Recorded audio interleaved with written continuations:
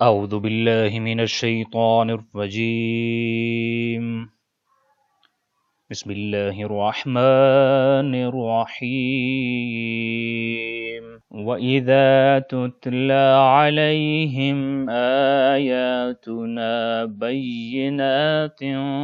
قَالَ الَّذِينَ كَفَرُوا لِلَّذِينَ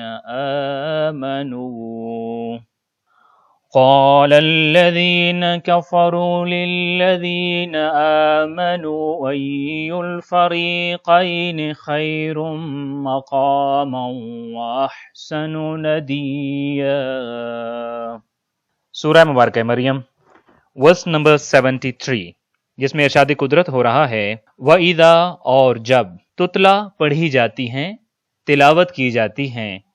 علیہم ان پر، کافروں پر، ایمان نہ لانے والوں پر، آیاتنا، آیت کی جمع ہے، ہماری آیتیں، ہماری نشانیاں، بینات، بین، واضح، کھلی اور واضح انداز میں سمجھ آنے والی،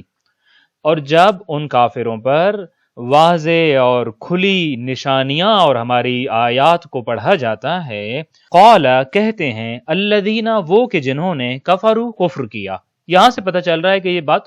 کفر کرنے والوں سے متعلق ہے۔ تو وہ کہ جنہوں نے کفر کیا، وہ کہتے ہیں للذین آمنوا، ان سے کہ جو ایمان لائے، کیا کہتے ہیں؟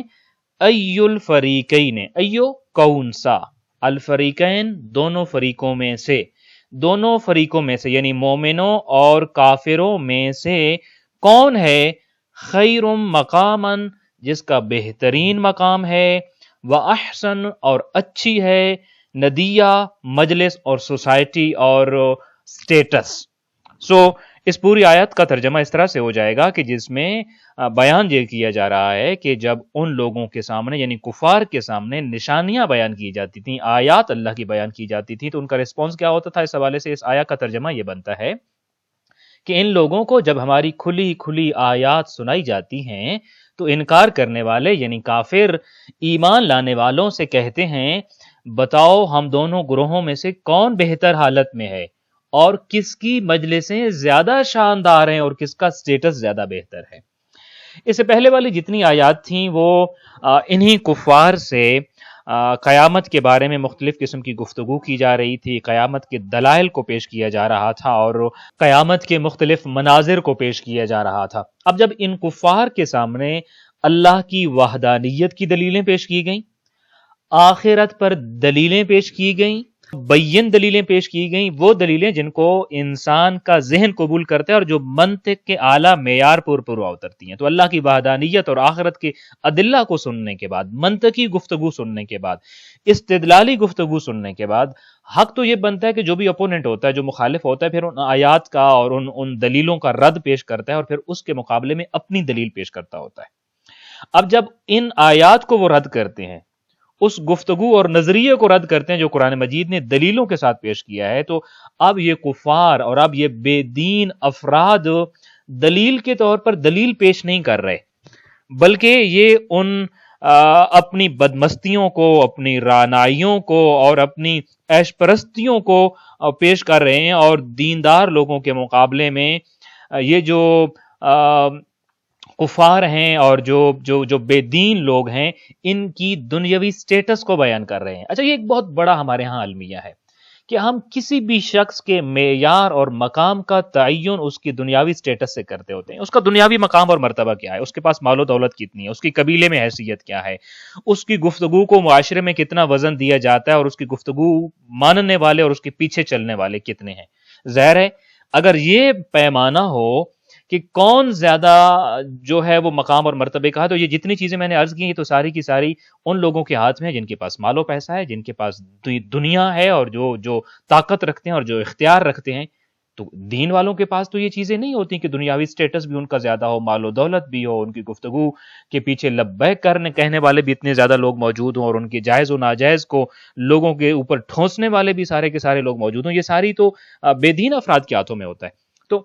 قرآن نے ادلہ پیش کیے، ادلہ پیش کرنے کے مقابلے میں جو ہماری سوسائٹی میں آج 1400 سال بعد بھی یہی چیز ہوتی ہے، بجائے اس کے بلکہ قرآن مجید میں دیکھیں ایک جگہ بیان ہوا ہے کہ کفار جو تھے اور یہ جو بے دین گروہ تھا یہ ان لوگوں کا مذاق اڑاتا تھا کہ جو دیندار تھے. وہ مذاق اڑاتے ہوئے کہتا تھا کہ اہؤلاء من اللہ منکم او منا، کہ یہ وہ لوگ ہیں کہ جن کو اللہ نے چن لیا، جن کے پاس کھانے پینے کو کچھ نہیں ہے، جن کے لباس کو دیکھو تو پسینے کی بدبو آتی ہے اور جانوروں کی بدبو آتی ہے. یہ وہ اللہ کے برگزیدے اور پیارے، اللہ کو یہی ملے تھے اس بھری کائنات میں. یوں کر کے وہ مذاق اڑاتے تھے. اور ظاہر ہے معاشرے کا ایک عام ذہن جو ہے بعض اوقات ان چیزوں میں اور ان مغالطوں میں پھنس بھی جاتا تھا. بالکل اسی طرح کا ایک مغالطہ یہاں بھی بیان کیا جا رہا ہے جو کہ آج کے معاشرے کا المیہ بھی ہے. میں بعض اوقات اپنے معاشرے کے جب افراد کے ساتھ بیٹھتا ہوں تو ان سے یہ کہتا بھی ہوتا ہوں کہ کبھی بھی کسی کے دنیاوی مقام اور سٹیٹس کے اور اس کے مال و پیسہ اور اس کا اختیار اور اس کے بعد پاس بہت بڑا جو ہے وہ سیٹ اپ نہ ہونے کی وجہ سے اور بالکل بے بس اور بے کس ہونے کی وجہ سے کبھی بھی کسی سے بے اعتنائی مت برتیے، بے توجہی مت کیجیے، کبھی بھی کسی کو غیر اہم مت سمجھیے، اس لیے کہ کیا پتا قیامت کے دن، یہی چونکہ امیر المومنین کا فرمان ہے نا کہ الفقر والغنا بعد الارض علی اللہ، کس کا سٹیٹس زیادہ بڑا ہے اور کون فقیر ہے اور کون امیر ہے اس کا فیصلہ یہ دنیا نہیں کر سکتی. اس کا فیصلہ تو خدا کے سامنے پیش ہونے کے بعد ہوگا. لہذا جس کو میں غریب سمجھ کر، نادار سمجھ کر، بے کس سمجھ کر، بے آسرا سمجھ کر اور جس کے ہاتھ میں کچھ بھی نہیں ہے اس کو نیگلیکٹ کرتا ہوں، بے اعتنائی کرتا ہوں، لاپرواہی کرتا ہوں اس سے اور اس کو توجہ کے قابل ہی نہیں سمجھتا، کیا پتا یہ قیامت کے دن جب فیصلہ ہوگا امیروں اور غریبوں کا تو جو امیروں کی فہرست میں کھڑا ہوا اور میں غریبوں اور ناداروں اور بے کس اور محتاجوں کے فہرست میں اس دن کھڑا ہوا نظر آؤں. تو اصل فیصلہ تو اس دن ہوگا کہ کون قابل اعتنا اور قابل توجہ ہے اور کون بے توجہی کے قابل ہے. کسی کو اس طریقے سے ہم نے نہیں سمجھنا ہے. مغالطہ کیا دے رہے ہیں یہ بے دین لوگ جو کہ آج کل ہمارے معاشرے میں بالکل اسی طریقے سے رائج ہے کہ وہ اگر دیندار جو شخص ہے وہ اگر اتنا ہی دیندار ہوتا، خدا کے اتنے ہی قریب ہوتا تو پھر وہ اتنے ناداری میں کیوں ہوتا. لہذا جب دلیلیں پیش کی گئیں، ادلہ پیش کی گئیں ان لوگوں کے مقابلے میں، تو یہ جواب کیا دے رہے ہیں؟ یہ مومنین کو کہہ رہے ہیں کہ دیکھو تم نے ہمیں یہ بتایا قیامت کو یہ ہوگا اور وہ ہوگا اور فلاں ہوگا اور فلوں ہوگا، اس دن کیا ہوگا اور کیا نہیں ہوگا یہ بہت بعد کی بات ہے. کل کس نے دیکھا ہے کہ کل کے سب دعوے تم کرتے ہوئے نظر آ رہے ہو؟ آؤ تمہیں آج کی بات بتاتے ہیں، پھر حقیقت خود سمجھ جاؤ گے. یہ کتنا بڑا مغالطہ ہے. یعنی کل تم یہ کہتے ہو قیامت کو یہ ہوگا اور یہ نہیں ہوگا اور تمہارے ساتھ یہ اور ہمارے ساتھ یہ. کل کس نے دیکھا ہے؟ آج کی بات کرتے ہیں. آج کی بات سے تمہیں خود سے پتہ چل جائے گا کل کس کا ہے. لہذا دوسری بات، پہلی بات تو یہ کرتے تھے وہ، دوسری بات یہ کرتے تھے کہ دیکھو تمہارا دعویٰ یہ ہے کہ تمہارا خدا کل یعنی قیامت کے دن جس طرح قادر و قدرت مند ہوگا ویسے ہی آج بھی وہ ہم سب پر قادر و قدرت مند ہے. لہذا کل بھی یہی خدا ہوگا، ہم بھی یوں ہی ہوں گے اور تم بھی یوں ہی ہوں گے. لہذا آؤ دیکھتے ہیں آج جس کا جیسے گزر رہا ہے کل بھی اس کا ویسے ہی ہوگا. لہذا خدا کی نظر میں ہم آج بھی تم سے زیادہ عزت رکھنے والے ہیں کہ اس نے ہم کو یہ سب کچھ دے رکھا ہے اور تم کو ان ساری چیزوں سے محروم کر رکھا ہے. خدا کی نظر میں آج بھی ہماری اہمیت زیادہ ہے، قدر و قیمت زیادہ ہے، مقام زیادہ ہے، منزلت زیادہ ہے، اہلیت زیادہ ہے، تب اللہ نے ہمیں یہ سب کچھ دے رکھا ہے. اور یہ قدرت کے ساتھ وہ قدرت مند ہے، وہ قادر ہے، اپنی قدرت و طاقت کے باوجود ہمیں دے رہا ہے، تو اس کا مطلب ہے ہم اہلیت رکھتے ہیں ان چیزوں کی. لہذا آج وہی قدرت مند خدا ہم میں سے اور تم میں سے جس کو دینے کے اہل سمجھتا ہے ان کو دے رکھا ہے، کل کو بھی انہی کو دے گا. کل بھی یہی کچھ ہونا ہے جو منظر آج تمہارے سامنے نظر آ رہا ہے. لہذا کل کے دھوکوں میں لوگوں کو گرفتار مت کرو کہ قیامت کے دن یہ ہوگا اور مالداروں کے ساتھ اور بے دین لوگوں کے ساتھ اور منکرین کے ساتھ یہ ہوگا. اگر کوئی دیکھنا چاہتا ہے کل کیا ہوگا تو اس کو آگے دیکھنا چاہیے کہ آج کیا ہو رہا ہے، کل بھی یہی ہوگا. اگر تمہارا دعویٰ یہ ہے کہ نبی کریم صلی اللہ علیہ وآلہ وسلم کے اوپر ایمان لانے والے اللہ کے پسندیدہ بندے ہیں اور ہمارا شرک اور ہمارے اعمال اللہ کو ناپسند ہیں، تو پھر آؤ دیکھو ہماری محفلوں کی رنگینی دیکھو اور مسلمانوں کے حالات دیکھو، ان کی مشکلات دیکھو اور ان کے مصائب کی سنگینی تو دیکھو ذرا. اگر شرک اللہ کو ناپسند ہے، اگر ہمارے اعمال اور ہمارے نظریات اللہ کو ناپسند ہیں، تو پھر ہمیں مال و دولت اور عیش کے سامان سے کیوں نوازتا جا رہا ہے وہ ہمیں؟ اور پھر دوسری طرف مسلمانوں کو فقر و افلاس اور مجبوری و مقہوری اور ناداری و بے کسی کے حالات سے کیوں دو چار کیا ہوا اس نے؟ حالانکہ وہ تو اس کو پسند بھی ہیں. پھر وہ یہ کہتے تھے، یہ سارے نظریے پیش کرنے کے بعد کہتے ہیں کہ آؤ ذرا مکہ کی گلیوں میں آتے ہیں. کون اللہ کو پسند ہے اور کون اللہ کو ناپسند ہے، کس کو اللہ بہتر رکھنا چاہتا ہے اور کس کو اللہ اذیت دینا چاہتا ہے، یہ دیکھنا ہے تو آؤ ذرا مکہ کی گلیوں میں، مکہ کے محلوں میں جاتے ہیں، ولید ابن مغیرہ کو دیکھنا، عمرو ابن حشام کو دیکھنا، ابو جہل کو دیکھنا، ابو سفیان کو دیکھنا، ان کا مقام، ان کی منزلت دیکھو، اور پھر دوسری طرف آؤ اور پھر جناب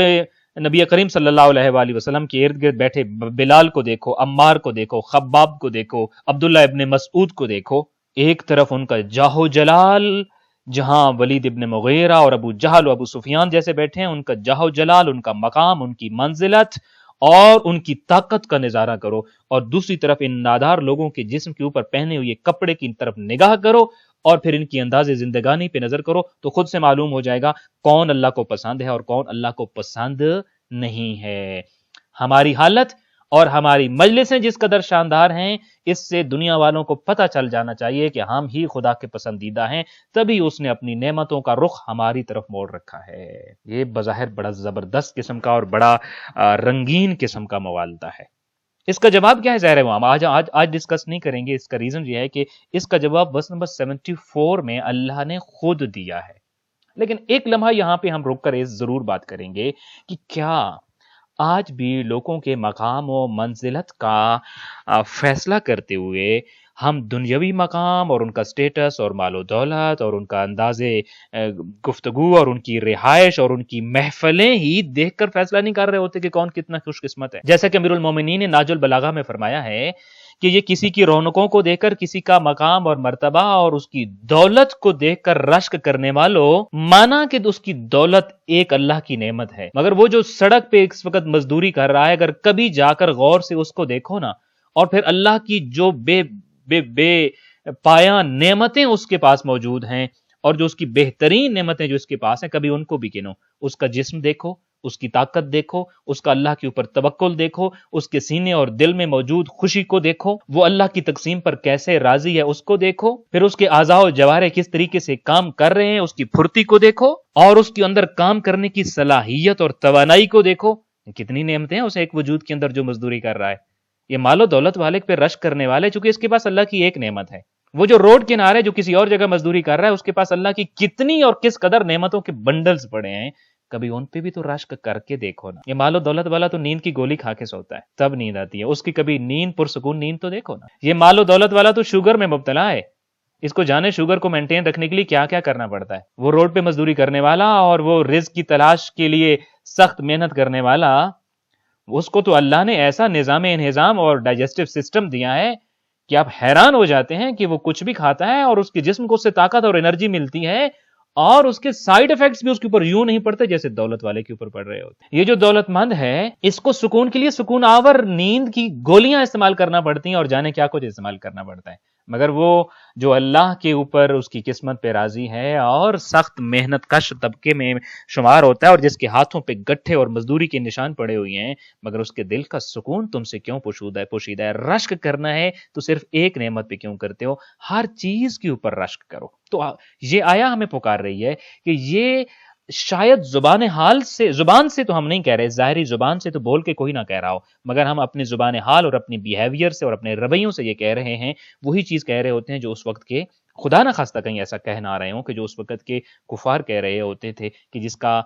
دنیاوی مقام، مرتبہ اور سٹیٹس بہتر ہوتا ہے، ہم سمجھتے ہیں کہ وہی اللہ کے فضل و کرم میں ہے اور باقی لوگ سخت امتحان، آزمائش اور پکڑ کے اندر ہیں، حالانکہ ایسا نہیں ہے۔ دعائے خالق کائنات ہمیں اس دنیا میں ہر حال میں اس کی تقسیم پر اور اس کے فیصلوں پر راضی رہنے کی توفیق عطا فرمائے، اور ایک ہی کوشش اور جدوجہد جو کہ سب سے بڑی جدوجہد ہے، وہ یہ ہے کہ وہ ہم سے راضی رہے اور ہماری گردنیں ہمیشہ جہنم سے آزاد رہیں۔ اس چیز کی پیچھے کوشش کرنے کی توفیق عطا فرمائے۔ السلام علیکم ورحمۃ اللہ وبرکاتہ۔